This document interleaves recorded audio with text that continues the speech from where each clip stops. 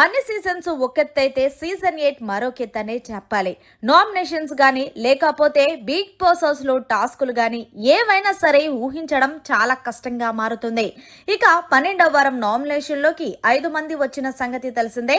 ఇక స్టార్ మా నుంచి తాజాగా ఒక ప్రోమో రిలీజ్ అయింది. ఆ ప్రోమోను ఒక్కసారి చూసినట్లయితే 13వ వారానికి సంబంధించిన మెగా చీఫ్ కంటెండర్ టాస్క్ అయితే బిగ్ బాస్ పెట్టాడు.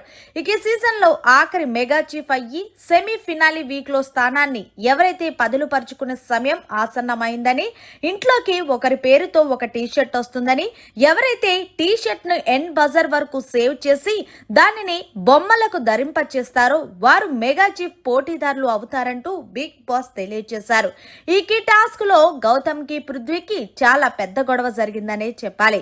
ఇక పృథ్వీకి దొరికిన ఈ టీషర్ట్ ని గౌతమ్ లాక్కునే ప్రయత్నం చేశాడు. కానీ గౌతమ్ కి చుక్కలు చూపించి పృథ్వీ టీషర్ట్ ని తీసేసుకున్నాడు. ఇక అలాగే నబిల్, రోహిణి, నిఖిల్, యష్మి చాలా పెద్ద గొడవలు జరిగాయి.